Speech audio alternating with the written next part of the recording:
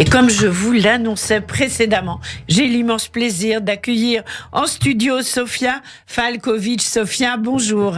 Bonjour Lise. Alors dans quelques instants, nous serons en ligne avec Françoise Atlan, mais vous allez nous expliquer pourquoi. Parce que, comme je le disais à Gadibgui tout à l'heure, c'est encore une actualité de l'Écuge qui décidément est à la pointe de tout ce qu'il se fait. Dimanche 12 décembre à 18h, un concert au 119 rue Lafayette de les deux chanteuses exceptionnelles que vous êtes. Ça s'appelle Sœurs d'âme et c'est un concert inédit de Chazanout au féminin quand les mélodies ashkénazes ou séfarades s'entremêlent, se rencontrent. Ça va donner ce concert. Alors comment est né le projet, Sofia ?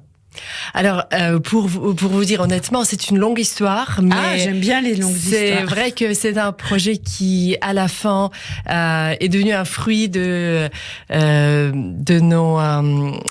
nos expériences, de nos pratiques à chacune respectives dans nos liturgies, dans nos musiques, dans nos cultures, qui en fait peuvent très bien se rejoindre.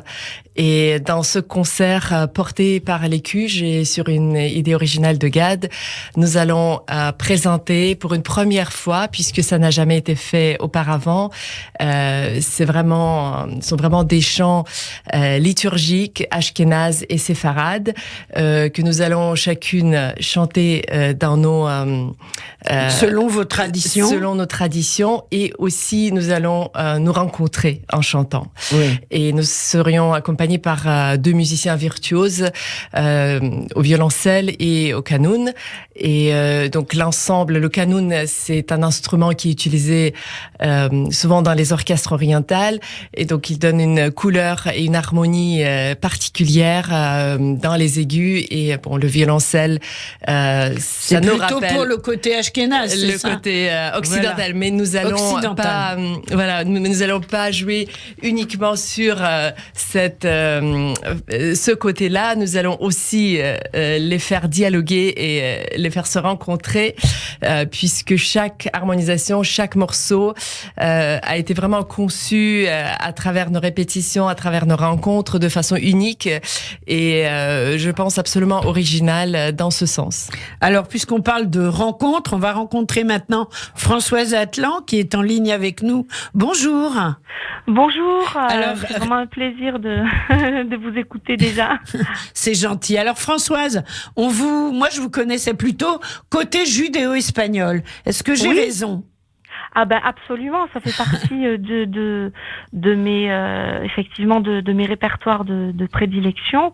Mais ce que j'ai vraiment trouvé intéressant dans cette idée de Gad, enfin le jour où il m'a dit si nous faisions un concert de Chazanout féminine, j'ai trouvé ça tellement extraordinaire. C'est évidemment, puisque depuis l'enfance, je suis bercée par toutes les mélodies que j'écoutais petite, en bas, lorsque on avait encore la possibilité en tout cas d'être en bas auprès de nos papas, dans la synagogue. Oui. Et ces mélodies-là m'ont bercée pendant toute mon enfance et je les ai toujours gardées de façon très très vivante. Et puis après, ça m'a été évidemment rappelé lorsque je suis partie au Maroc et que j'ai travaillé tout le répertoire arabo-andalou, puisque nos mélodies séfarades sont la plupart, pour la plupart et pour la majorité, des mélodies de la musique andalouse qui ont été conservées dans la synagogue. Bien sûr. Donc voilà. Alors Françoise Atlan, c'est en fait, j'essaye de comprendre, c'est Gad qui vous a présenté toutes les deux ou vous vous connaissiez déjà ? Alors chacune avait entendu parler l'une de l'autre. Et effectivement, c'est Gad qui a eu cette idée. Flair. Ah oui, parce que ça veut dire que vraiment il connaît très bien les voix, il nous connaît très bien chacune, et donc je pense qu'on peut pas faire ça avec n'importe qui. Je crois qu'il faut. C'est pour ça que je pense que le titre du projet Sœurs d'âme, oui, il est vraiment très très trouvé, très bien trouvé et très beau parce que je pense pas qu'on puisse faire ça déjà avec une autre chanteuse. Enfin bon, voilà. Faut qu'il y ait un minimum. Faut Voilà. qu'il y ait des atomes crochus. Et j'ai l'impression, à travers vos discours à toutes les deux, que les atomes sont bien là et heureusement. Alors, Sophia, la Khazanout, c'est votre quotidien ou pas? C'est ma spécialisation. C'est votre spécialisation. Je travaille, je chante dans d'autres styles également, mais c'est Bien vraiment sûr. ma spécialisation et je pense que pour toutes les deux, pour Françoise et moi, les airs liturgiques dans nos cultures, dans nos traditions, c'est-à-dire ashkénaze et séfarade, constituent vraiment un style important et une spécialisation pour chacune. Bien sûr. Et Françoise, vous faites de la Khazanout ou c'est la première fois? Non, alors écoutez, sans le savoir, je crois que je fais de la Khazanout depuis toujours, puisque dans mes concerts et dans mes répertoires, j'introduis de toute façon des chants liturgiques. Des chants liturgiques, alors, voilà. Sauf que là, on va vraiment aller dans un, par exemple, chanter le schéma Israël, par exemple, dans nos traditions respectives, qui n'est pas vraiment, en tout cas, quelque chose que moi je chante en concert. Des chants comme par exemple Avinu Malkeinu, des choses comme ça, qui sont des chants liturgiques, sacrés, qui sont tirés, qui sont des piyutim. Voilà, parce que le piyutim chez nous, en tout cas dans la tradition séfarade, font partie de la tradition liturgique. Alors vraiment, évidemment, ça a été passionnant et c'est passionnant parce que quand même, on a beaucoup d'atomes crochus, mais on a une tradition qui est très différente. Ah oui, bien sûr. Musicale très différente. Et déjà, l'intérêt, c'est que quand je vois Sophia qui travaille et qui chante, et je veux dire, dans la tradition ashkénaze, il y a des écrits. Il y a des mélodies qui ont été fixées par écrit. Et pas dans la liturgie séfarade. C'est oral. Mais voilà. Donc c'est extrêmement intéressant et moi, c'est extraordinaire, quoi.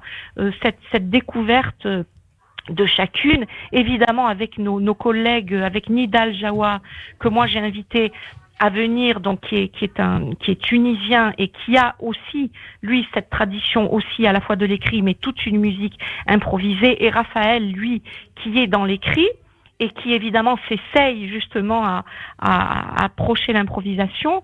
Donc c'est absolument extraordinaire de voir et de mêler ce travail. Alors, Sophia, je crois que la liturgie séfarade, vous commencez à bien connaître parce que vous avez plus qu'activement participé au week-end, au Shabbat de GEM, Judaïsme en mouvement, qui revenait sur ses racines séfarades. Vous étiez entre autres en concert avec Enrico Macias, ce qui était, je pense, une première pour vous.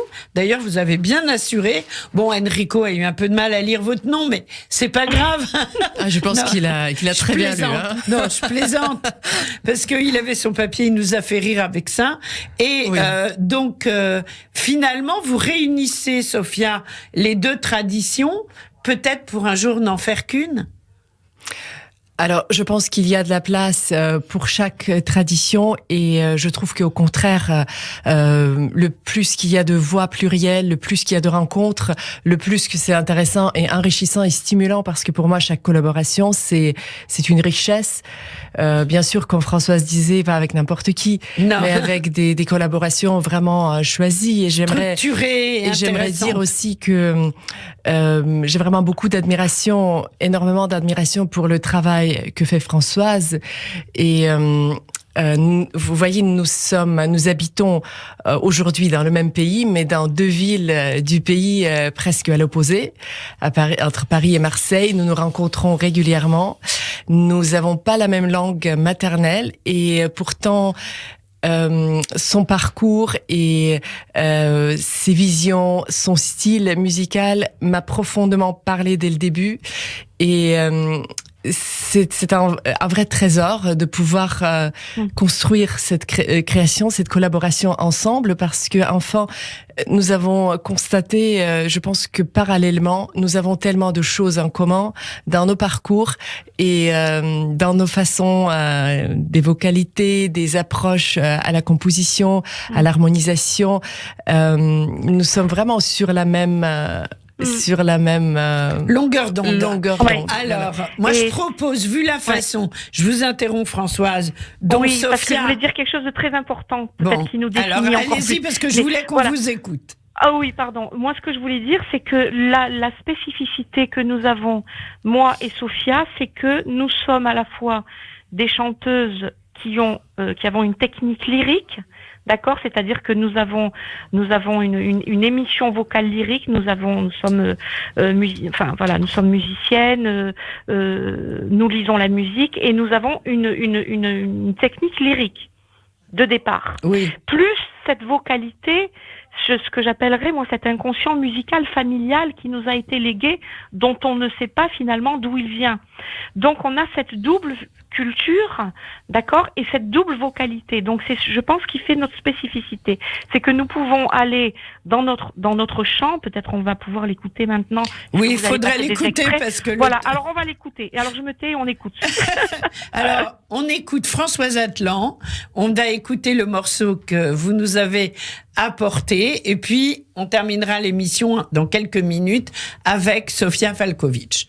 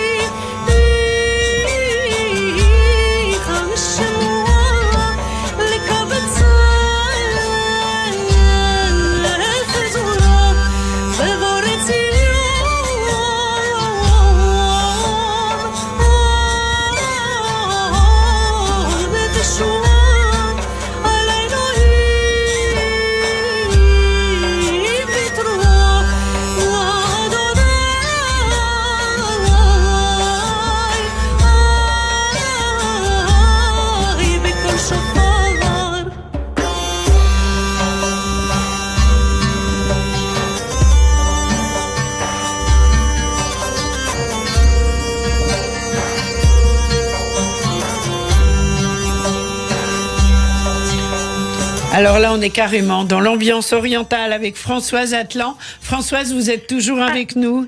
Oui, je veux juste préciser que, c'est un chant dans la tradition judéo-provençale. Ah oui, magnifique, donc, j'adore. Voilà, donc c'est avec on entend un peu les sonorités. Je trouve qu'on entend un peu les sonorités provençales. Tout à fait. C'est vrai.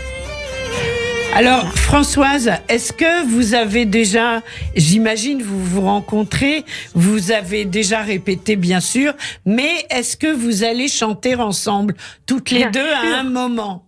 Oh, mais oui, bien sûr, comme l'a dit Sophia, nos voix vont se rencontrer et ça va être sans cesse un aller-retour entre nos voix, des solos, des compositions. Par exemple, moi en tout cas, je sais que Sophia a composé une pièce, et pour ma part, j'ai composé un kaddish.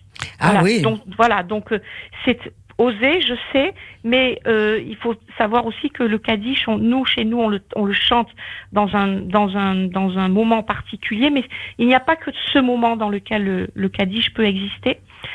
Dans toutes les traditions juives, voilà. Oui. Absolument. On le chante plusieurs fois. Voilà. Et puis ce chant en araméen, donc voilà. Bien sûr.